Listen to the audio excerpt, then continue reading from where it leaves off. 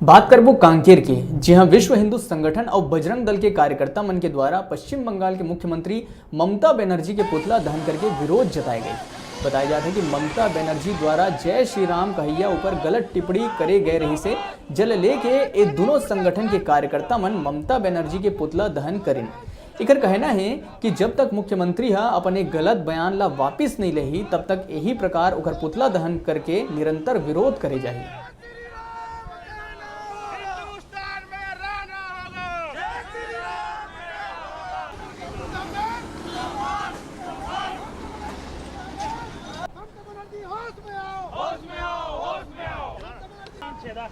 नीचे नीचे नीचे ममता बनर्जी होश में आओ, होश में आओ, होश में आओ। ममता बनर्जी मुर्दाबाद, मुर्दाबाद, मुर्दाबाद। ममता बनर्जी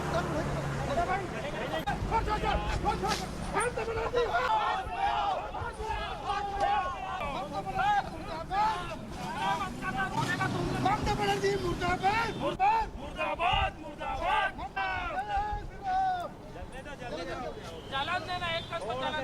पश्चिम बंगाल की मुख्यमंत्री मुमताज बानो उर्फ ममता बनर्जी निरंतर लोकसभा चुनाव से और विधानसभा चुनाव से जो वहाँ जो जय श्री राम के नारे जो लगते हैं उसको लेकर उन्होंने वहाँ के जो कार्यकर्ता हैं उन्होंने कहा है कि हम चमड़ी उतार देंगे।